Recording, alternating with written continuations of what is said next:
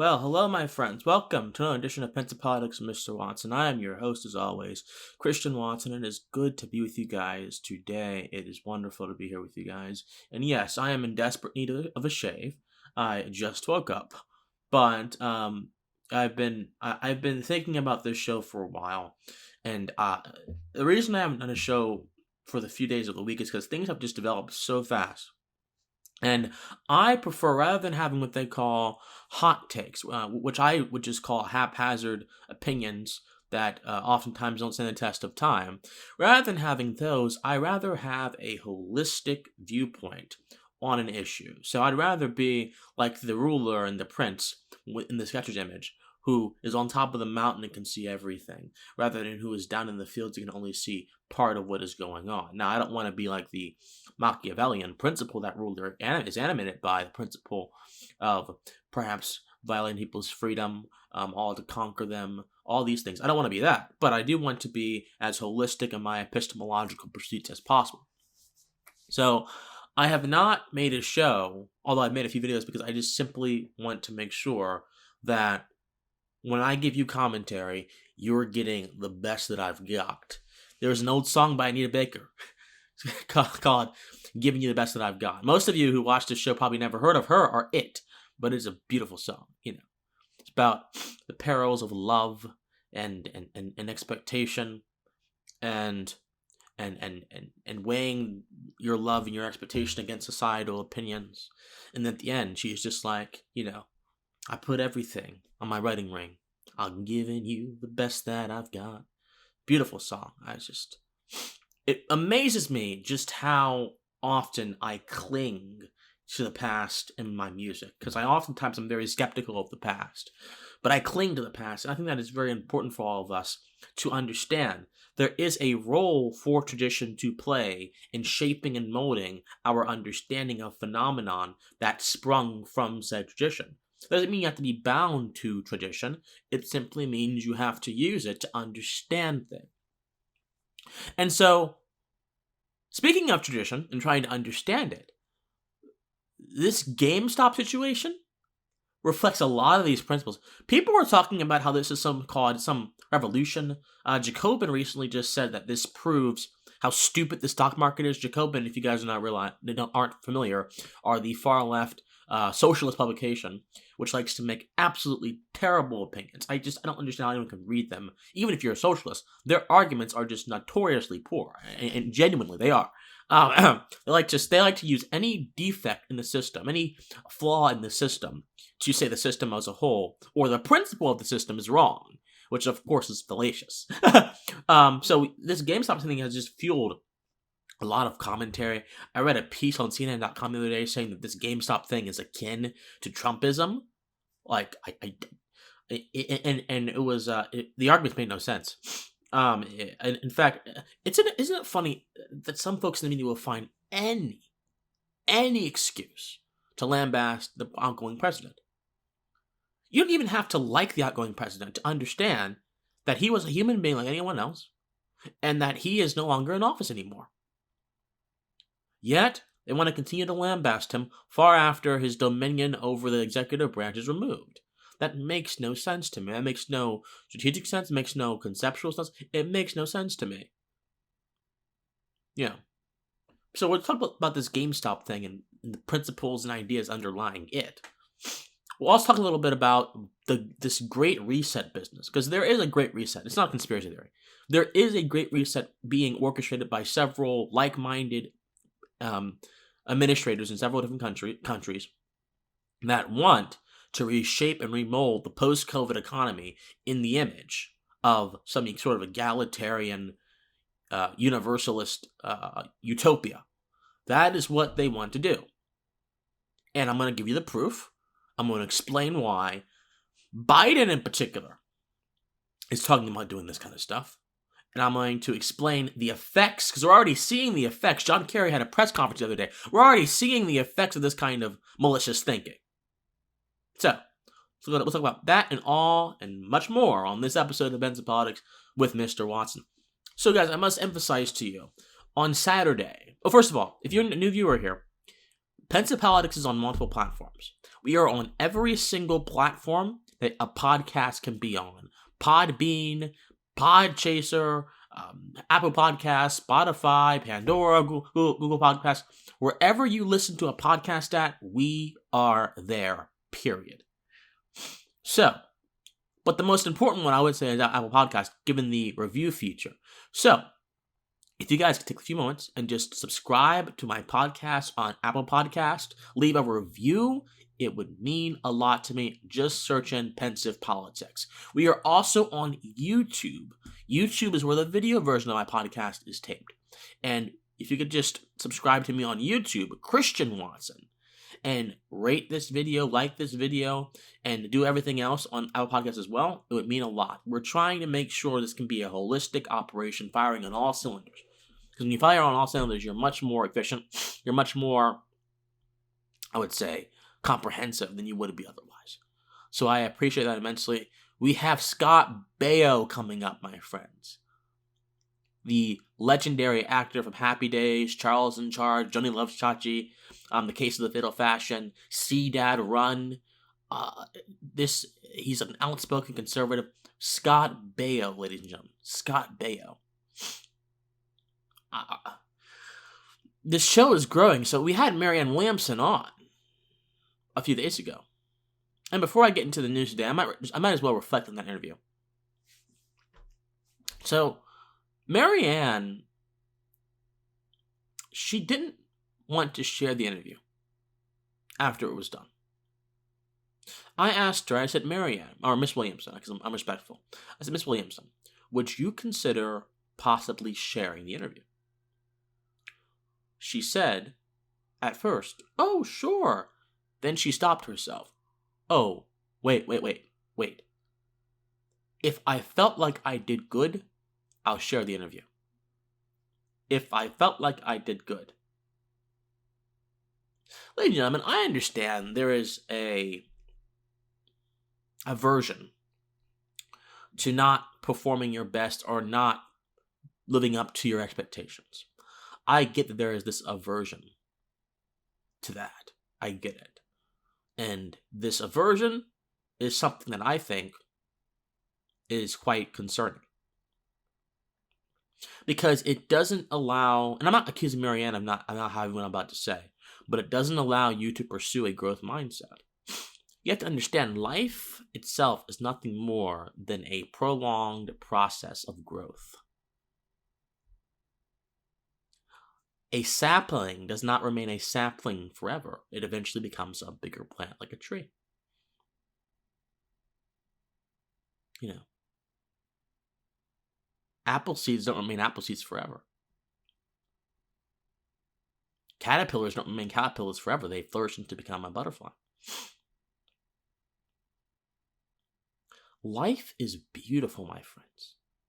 And when you understand that ontological truth that life is simply nothing more than a prolonged process of growth, even when you're in the ages where people might say, oh, you've grown enough. No, you haven't. That's society's standard. You have not grown enough. The ontological truth within you is that you need to keep growing. You need to keep moving. If an organism of any kind stops growing prematurely, or in any case, it dies. It perishes. And it's possible for a human being to die a premature death and still yet be living and walking around. It's possible. So when Marianne said to me, if I felt like I did good, I would share it, a lot of thoughts hit my mind. I was a little bit concerned. I thought to myself, well, Christian, did you do anything, Christian? Did you have an effect on her? Did you do? I thought I was fair during the interview. I was holding back a lot because, there's some things we don't agree on, and that's okay. But I was not going in debater mode, because you guys know I'm a debater. I debate people. That's what I do. I was not going in debater mode. I was trying to understand her. I was trying to understand her point of view. I was trying to make her feel comfortable and make her feel welcomed.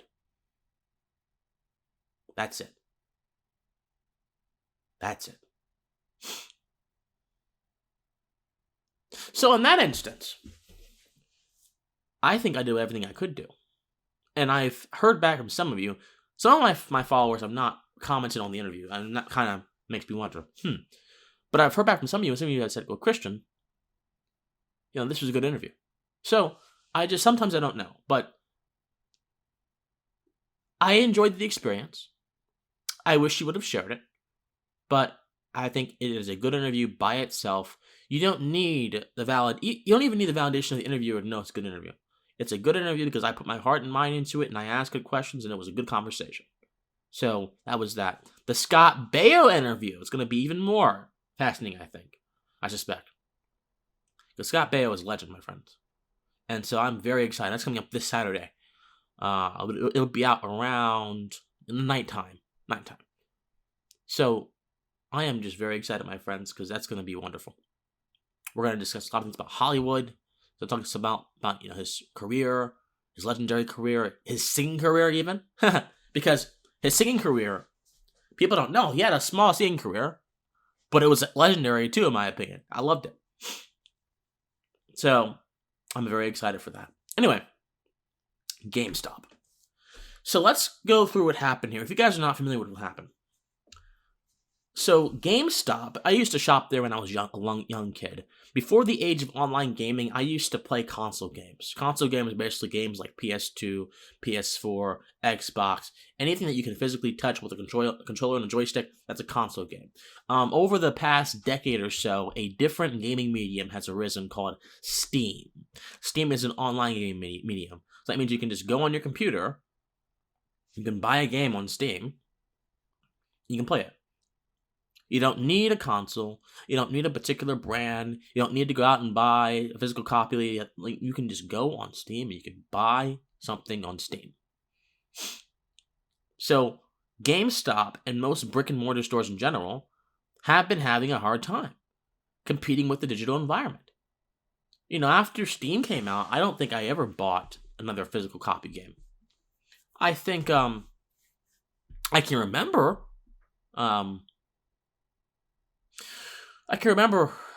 buying one, maybe. That was just for nostalgia purposes. Last time I was in a GameStop was about a few months ago, for nostalgia purposes as well. There was one in the strip mall near where I live, so I just went into the GameStop and I just looked around and I talked to the cashier, and he said, "Well, Christian, I told him my name. It's you're picking a very interesting time to get back involved in gaming. It's been a wild world." I'm like, "It has?" Could have fooled me. I didn't know. And of course, I never got back into gaming. Pensive Politics, reading is my love. As I show you guys, I have a lot of books that I have either read or need to complete. A lot of books. Like I'm showing you on my camera right now. I don't have time for video games. This is one of the best books ever, by the way. God of the Machine by Isabel Patterson. She's one of the most profound American minds to ever exist. Brilliant lady. But I just don't have time, my friends. I don't have time. I don't have time for video games. I don't have time for online games. I don't have time for it. It's just I can't do it. And still maintain my ascent upwards. I can't do it. I have a bunch of books over here, of course, as well, and some over there. I just don't have time for it. So, when I heard GameStop in the news, I figured, this definitely has to do with, them shutting down again. Because a year or so ago, they shut down like 400 locations across the country. Like, they were cutting back because they're struggling. They're really, really struggling. So, when I saw the news, I was shocked. So, what happened was, hedge fund managers all the time engage in something called short selling, where they underestimate or they devalue the value of a stock because it's not performing very well. And so they make bets on that stock's failure, basically. And if they're wrong, they have to pay up to cover themselves, cover their credibility. Well, a ragtag team of redditors. If you guys don't know what Reddit is an internet messaging board, which I love Reddit. It's wonderful. I think it could be a tool for good or for bad, or just for chaos, as this incident has shown. A Reddit ragtag team banded together, and they decided they were going to purchase shares, basically buy the GameStop stock. it was around $14 or $15 a share. So that means that if you wanted to invest in GameStop, you just spent $15, $14. You can buy as many as you want, typically. And of course, the more shares that are bought, the higher the stock goes up. So these people made the stock share price go up. It was at $400 on Wednesday yesterday. And of course, things have developed since then.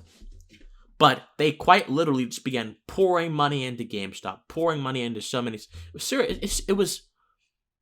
It was a wonderful sight to see, in my opinion, because it just showed how the consumers can drive the market, how the consumers can drive the value of a product, even if the big cats, that the hedge fund managers say, you know what, this is not what we think it is. However, it also shows the folly of a sort of primitive understanding of the stock market and then acting with that primitive understanding. Because look, I think hedge fund managers know better than a lot of ragtag people on making bets, a lot of day traders. I think hedge fund managers understand the mechanics of the market much better. This is akin to a 12-year-old boy saying, "Mommy, why, or Daddy, why can't I go out into the soccer field today and play soccer in the pouring rain where there's a tornado expected?" "Well, I don't want you to get hurt, honey. I think that it's dangerous. Well, how about another day?"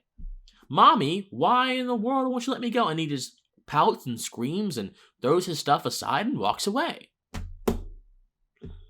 That's what this is.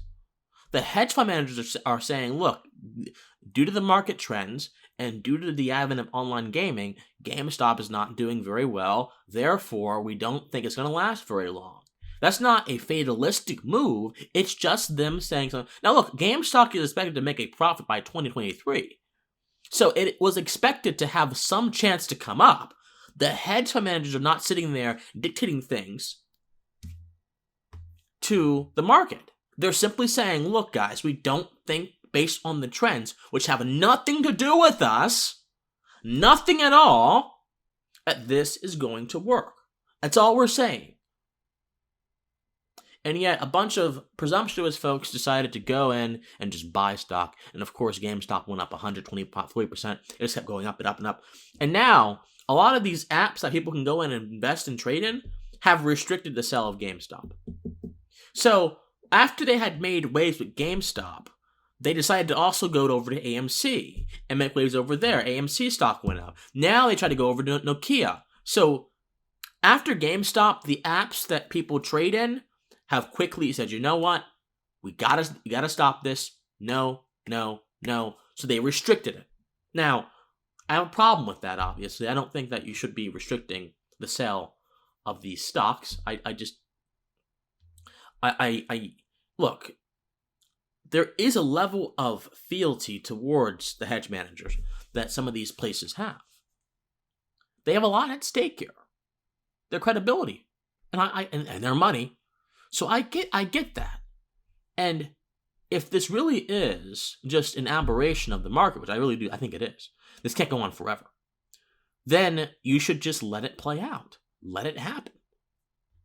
Seriously, this is a mechanic of the market for traders and investors to show their consent or assent to certain things.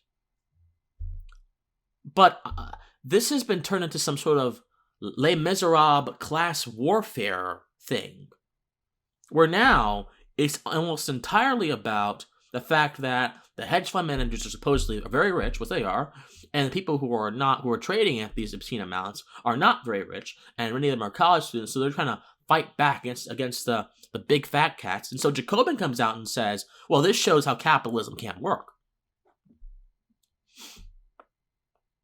So, someone looking at a trend and saying, your company is not doing very well, and I'm going to put money on that. I'm going to put my money where my mouth is on that sentiment. Is capitalism not working? Of course it is capitalism working. Value is very subjective, as this dynamic shows. We could argue that the people buying shares in GameStop see GameStop as a valuable thing. You could argue that. You could easily argue that. Although I think they primarily just did it to stick to the hedge fund managers, but still. And there is a mechanic in the market for people to show that sentiment. So I don't buy this idea. I don't buy this argument that this is a defect of capitalism. It is not. It actually shows the glory of capitalism. Being able to put your resources behind what you believe and create value for the external source and yourself that you believe in. The stock market is a two-way street most of the time. Now, of course, you do bet a lot, which is why it's probably better to just do long-term stable investing as opposed to this day trading nonsense. People are like, Christian, you need to go in, you need to buy Nokia, you need to buy GameStop. Like, look, I'm a college student. I don't have the funds to begin doing all that crazy stuff. And even if I did, I wouldn't take advice from people. Warren Buffett has been the guru of this kind of stuff. I wouldn't take advice from people on Reddit. I just wouldn't. It's not who I am. So, I think that we have to understand the dynamics of this thing here.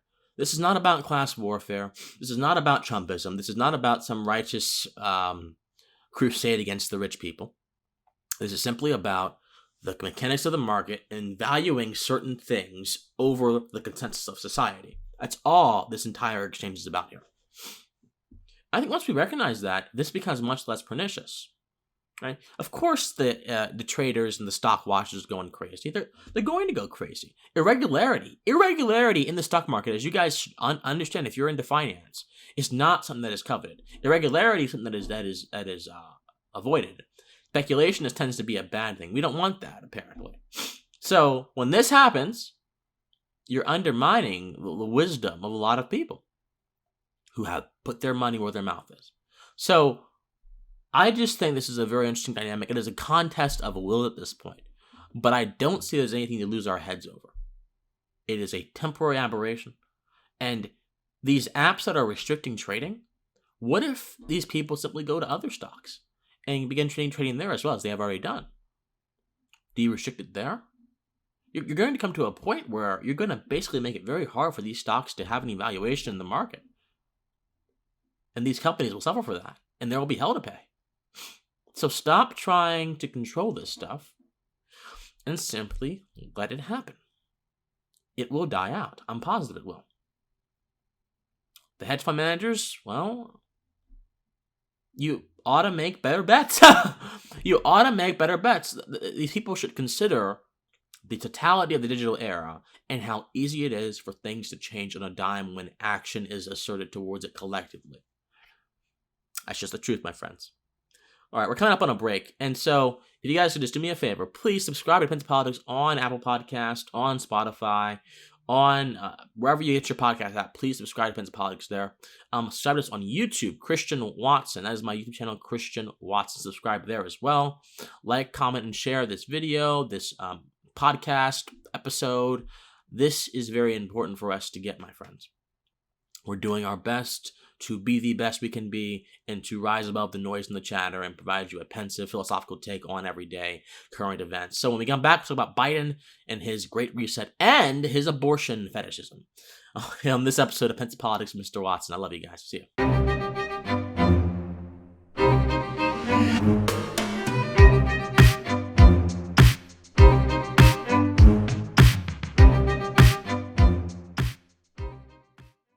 All right, my friends, hello. How are we doing today? Back with me again, your host, Christian Watson. So yeah, we just talked about the unfortunate case of GameStop and what's going on there. And again, I'll just wrap up on that because I want to finish this. A synopsis of the situation is simply this. Hedge fund managers made bets that were at the time good based on that information, and a bunch of people wanted to come in and slight them by buying shares, buying stocks that they decided to fail. The hedge fund managers are now hurting, and certain investing apps like Robinhood are responding in a way to ostensibly protect their customers, but truly protect the hedge fund managers, and people are getting mad. it's very simple. It's very, very simple, my friends. If consumer confidence comes back, and any of these companies, AMC, Nokia, the headphone company, Gamestop, and people want to legitimately invest, it's going to be harder for them now. It's going to be very harder for them now. So, I think that it's wrong to restrict people from being able to put their money in the market. That's wrong. If the hedge fund managers get proven wrong, or if they get beat, oh well, chin up. You have money, hedge fund managers. Just do your work. Do your work and anticipate the possibility of irregularity. Simple. That's it. All right. Now on to this great reset business. So, I don't think this is a conspiracy theory. I suppose the way it has been talked about has been quite conspiratorial, but it's not anything that you have to theorize about. It's actually occurring in reality. So, there is a slogan associated with the Great Reset. A slogan that almost every single world leader has been using. From Boris Johnson to Trudeau to even Joe Biden, called Build Back Better. Build Back Better. And this is a slogan that's not simply been used in a speech. It is an actual policy plan on JoeBiden.com. The article on JoeBiden.com is titled, Build Back Better, Joe Biden's Jobs and Economic Recovery Plan for Working Families. Build Back Better. Joe Biden's Jobs and Economic Recovery Plan for Working Families. So Build Back Better simply means that these countries are going to build in a post-COVID economy back better.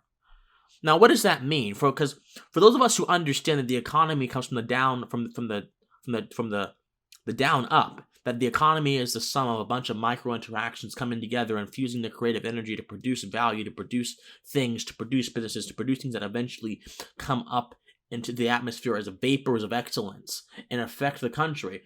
For those of us who have this correct understanding of the economy, the government doesn't build back better, or does not have the legitimate station to, or doesn't even have the ability to build back better.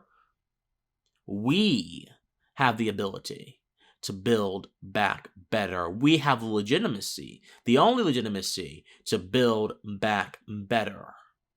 Or to just build our economy back up from what the government has done over the past year or so, which means shut it down and slap businesses with fines if they disagree.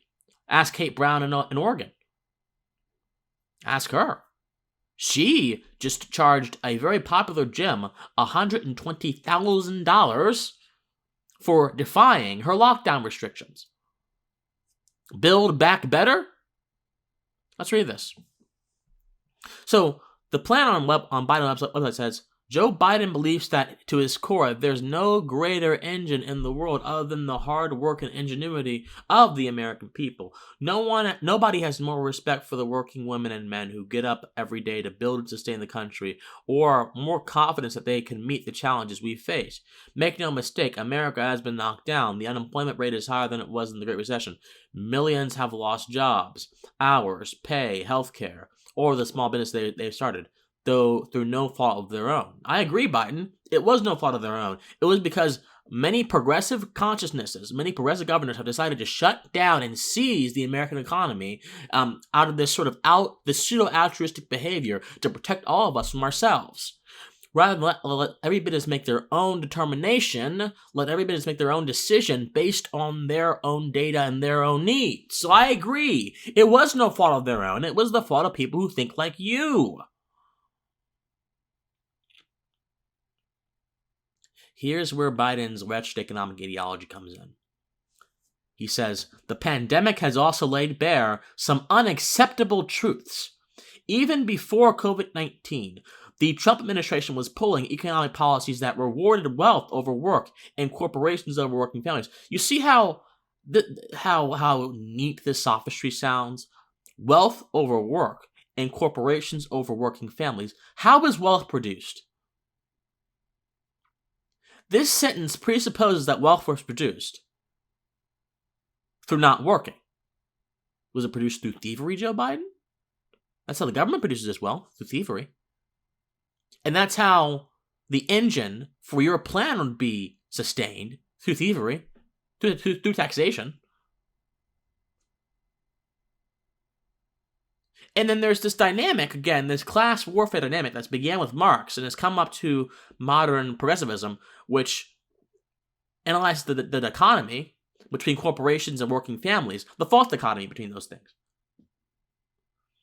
Working families in rural West Virginia or in rural Appalachia, if there's a Walmart near them, that's actually a blessing for them. That's probably the most efficient way for them to buy, most cheapest way for them to buy their products. There is no tension between corporations and working families. There's only a tension between cronyism and everyone else. There's cronyism, there's subsidies, which many corporations covet, then there's everyone else. There's no true tension between a big business and a working family by size alone or by activities alone. There's no tension. Yet Biden is suggesting this stuff because he is trying to deceitfully woo people into believing that corporations are where we need to direct our ire towards. Why not direct your ire towards the government that shut us down for so many months and so many, almost a year now? Why not direct your ire towards Andrew Cuomo, who had to be overturned by a judge using a utilitarian calculus to determine you're not being rational here, Cuomo? Why do you have more restrictions in places that have lower hospitalization rates rather than places that have more? What's going on? Why are you doing this? And then Cuomo comes back and says, well, you know what? We need to open up the economy again. What in the world? The Bowser in D.C. keeps the economy shut down for so long, and then she's like, well, we need to open up again. Owners, please stop boarding up your windows. Open up again. What?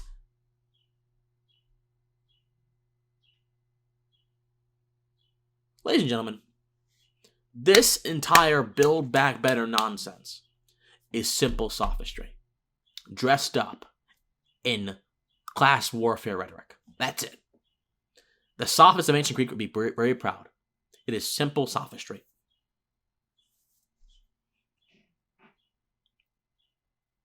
And he says, too many families were struggling to make ends meet, and too many parents were worried about the economic future for their children.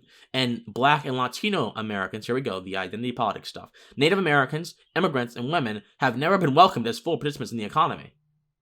So again, do you view the economy as this massive organism which operates according to the rules of a central planner, which Biden obviously believes, or is the economy nothing more than the micro-interactions that birth greatness, that birth value, that birth institutions that give these things? What is the economy, Joe Biden? The economy is not this organism, this mass that can be neatly measured. The economy is not this thing that you can poke the stick and get to a certain result. The economy is nothing more than the exchange of value between individuals, the multiplied, habituated exchange of value between individuals, which eventually boils up and becomes something like vapors in the sky, something great, something wonderful, something prosperous for a lot of people. But it always begins, its conception, its genesis begins with the individual. So what in the world are you talking about that we're not welcome as full participants in the economy? Have you seen Detroit? Have you seen Chicago? Have you seen Atlanta? Have you seen DC? Many of those businesses are Black-owned businesses. Many of them can get grants and loans for their businesses. Some have tax credits.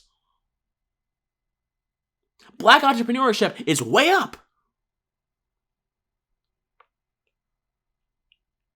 And to conflate the situation between African Americans and Latino Americans and Native Americans as all being one and the same is to ignore the importance of individuality. We need to stop looking at aggregates, stop looking at these trends, and understand that not every Black person, not every Latino person are damned to a particular set of circumstances. Some may be, and some may not be. The only reliable way is to look as localized as you can and stop making these broad assertions which do nothing to take into account externalities that relate to individual activity and relate to all kind of other things. It's ridiculous. So, I'm not going to read this entire thing, but I'm going to go... Here are some of the things that Biden suggests to correct these supposed injustices. Biden will also... Okay. Biden will also provide further immediate relief to working families, small businesses, and local communities. Biden will provide state, local, and tribal governments with the aid they need so educated firefighters and other essential workers are not being laid off. Isn't it funny who they deem essential workers? This category is so arbitrary, who they deem essential workers. I think every worker is an essential worker. If you're providing value to someone, you're an essential worker. See, when you have this idea of a society as an organism and not society as an interaction of individuals, you will be able to arbitrarily deem certain people more valuable than other people, and you'll be able to devalue the worth of other people. Again, we have to stop engaging in these principled fallacies. These are fallacies from the pits of the netherworld. Stop it. So he wants to extend COVID crisis unemployment insurance to help those who are out of work, and he wants to prepare a package for Main Street businesses and entrepreneurs. Well, the best way you can do all of this stuff is by getting the hell out of the way, by ending the lockdowns, by not mandating masks, by not mandating all this stuff, that is literally restricting a business's ability to grow. That is the best way you can achieve all of these aims, Joe Biden. That is the best way. Why won't you do it? Oh, I know why. Because it's not really about adhering to the true principles that manifest this country. It's not really about adhering to the laws of economics. It's not really about adhering to the laws of reality. It's about building a utopia predicated upon falsehoods. That's what it's about. He mentions the need for a clean energy future. He wants to mobilize across the board to advance racial equity in America. He wants to extend affordable housing to Black Americans, Latinos, and wants to make economic opportunity equal. Look, my friends, these are fantasy ideas. I want everyone to have opportunity to succeed. But the idea of having equal opportunity to succeed for everyone, your opportunity is not going to always be the same as someone else's, and that's not a bad thing. It's okay for you to have a different path to success than someone else. It's okay for you to have a different background than someone else. You are not defined by your circumstances or by the arbitrary characteristics that you bear. You are defined by who you truly are, and who you truly are is reflected by the contents of your mind, filtered through your heart. That is who you truly are. But Biden doesn't believe that. Doesn't believe that. So, to build back better, Biden wants the government to seize control of the economy, basically. To invest, that means to control. To rebrand the economy in this sort of paradigm of racial justice and social justice. And to quite literally cut off certain appendages of the economy that are essential to parts of the country. He wants to usurp your rights to engage in the kind of activity that you want to engage in. You don't believe me? You don't believe me? John Kerry said yesterday that he wants oil, that Joe Biden wants oil producers and gas workers to have better options. And that's why he is pushing clean energy down their throats. That's what John Kerry said. That's what John Kerry said. He had the temerity to say that.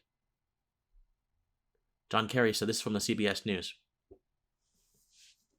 CBS News says 22 hours ago, John Kerry says oil and gas workers have been fed a false narrative that action on climate change will hurt their livelihoods, and that President Biden wants to make sure those folks have better choices for jobs in the energy sector. So you have multiple things coming on in this thing.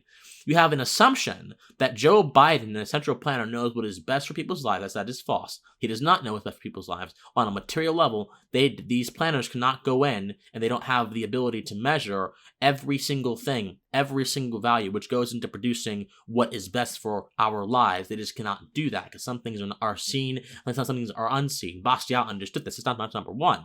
Number two,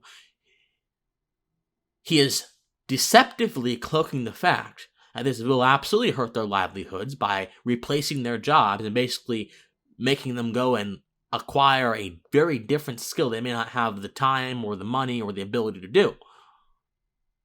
They are going to usurp the groundwork of American energy independence, destroy rights in the process, or hurt rights in the process, and replace it with what they think you should do. This is the arrogance of the Biden administration. This is the tyranny of the Biden administration. This is the tyranny of the false intelligentsia that sits in academia and tries to dictate what they think is correct onto all of you. These flawed arguments, these rights violations must not happen. And speaking of rights violations, Joe Biden is showing that he doesn't really care about life. Or if he does care about life, he's not showing that by his actions. It's from Politico. An article says, Biden starts rolling back Trump anti-abortion rules. President Joe Biden will sign executive orders on Thursday aimed at rolling back some of the Trump administration's most far-reaching abortion restrictions, including one denying U.S. aid to health groups abroad that provide information about the procedure. The actions will begin restoring federal support to abortion providers and organizations that offer abortion counseling while promoting the new administration's reproductive rights agenda on the global stage. Biden is set to sign one order rescinding the so-called Mexico City policy, a rule barring U.S. foreign aid from going to any organization that provides abortions or abortion counseling that the Trump administration expanded over his 4 years in office. The decades-old funding ban has been killed and reinstated several times by presidents along party lines and has been in effect for 20 of the past 35 years. Biden's chief medical advisor, Anthony Fauci, we know him, unfortunately, previewed the policy change last week during an address to the World Health Organization, saying that it was part of the new administration's broader commitment to protect women's health and advance gender equality at home and around the world. So we understand what the problem with this is. First of all, the snuffing out of life is not a gender equality issue, actually. It is an issue of unequal proportions. And again, this egalitarian idea of equality, the government forcing that through certain actions, it can't be obtained, my friends. That's a metaphysical value. We are all equal in our freedom. We're all equal in our value as human beings. But we are not equal, so to speak, in every facet of life. And there are certain things that will differ that may not have to do with our gender. It may have to do with other factors that may correspond to an understanding of our genders. See, our understanding of our conditions seems to be more powerful than our conditions themselves. Right? If you believe Joe Biden, gender equality, women are inherently disadvantaged. But when you look at the studies they cite, and you explain the distinctions and the disparities by taste and not by injustices, people don't rethink. They just tend to divert to something else. So these buzzwords, which mean absolutely nothing, they have no philosophical basis, are just being used to push forward coercive policies. And the fact that you can justify, again, the financing of organizations that slaughter babies. And yes, that's what they do. Life begins at conception. The moment sperm meets egg, there we go. The fact that you can finance that and do it under the broad guise of equality just shows how demented some of these individuals truly are. It shows how demented and confused these ideas are. It's not benevolent to do that. Domestically, Biden will additionally sign a memorandum directing the Department of Health and Human Services to review and consider scrapping the Trump administration's rule that overhaul the Title X federal family planning program, stripping tens of millions of dollars in grants from Planned Parenthood and other abortion providers. So essentially, Biden is going to go back and fund Planned Parenthood. Planned Parenthood, which has been caught doing several unethical things. So I don't understand what the principal basis is for the government funding a private activity. Can you get that from me? I don't like it when it happens with businesses. I don't like it when it happens with anything. There's no legitimate basis for it. The government has a few key functions. Defense, contracts, that's about it. And protection of private property. There's nothing legitimate about the government putting money in organizations for private interest, and most certainly putting money into ones that have a history of unethical actions that have been exposed time and time and time and time and time and time and time again. So we're at a crossroads here, my friends. Biden is not the shiny moderate that people are painting him as. Or perhaps he is, but he's being guided by some very immoderate forces. And it's concerning. This idea of moderation that comes from the ancient Greek philosophical canon is concerning. One of my favorite authors, Rosewater Lane, who wrote The Discovery of Freedom. Actually, I have her book right down here, I think. I have her book right here. Right here. One of the best books ever written, I think. She said, "Don't tell me about the middle of the road. Tell me about where the road leads to." We're seeing where this road leads to. We're seeing where this idea of equality and egalitarianism, dressed up in this very ornate garb, leads to. We see where these notions lead to. It leads to the violation of rights, the destruction of our free will and what we decide to do, and what the ventures we decide to carry out. We see where this stuff leads to. I don't care about the middle of the road. I don't care about being moderate. How can someone be moderate in the face of a clear choice of injustice or justice? I want to be radical for justice. It is not just to begin financing the extermination. Or, let's not even do that. It's not just to begin financing private activities that do not correlate with the government's legitimate core functions philosophically. It is not just to begin telling oil workers and gas workers, many of which have produced billions of dollars and have reinvigorated economies in the Midwest, Texas, and even in California has the potential to. They just don't want to do it. In Alaska, it is not just tell them to go take a hike. It is not just to try to usurp the independent economy and bring it under this sort of egalitarian dictatorship which tries to establish false ideas of how people act. It is not just to reduce African Americans to an aggregate. It is not just to reduce Native Americans and Latino Americans and women to an aggregate. It is not just to do anything that would take away from my individuality and take away from the exercise of my rights. It is not just. So if the road leads to injustice, let me be on the furthest side of that road towards justice. Damn the middle of the road. No. Moderates are concerning to me. Well, I'm a moderate. I want to do all the... I don't care if you're a moderate. Well, first of all, if you're listening to me, you're moderate. Good for you, man. I love you. It's not directed towards you. This is directed towards the moderates who do unjust things in the pursuit of their goals. That is never okay. Think on it. As always, my friends, though, we got to go for a little bit. This will be the last moments of our show. Again, subscribe to us on Apple Podcasts, Spotify, Pandora, wherever you get your podcasts at. YouTube, Christian Watts, and Pensive Politics. We're going to have another show tomorrow and on Saturday with Scott Baio. But as always, my friends, please, most certainly, stay pensive. I love you. Bye-bye.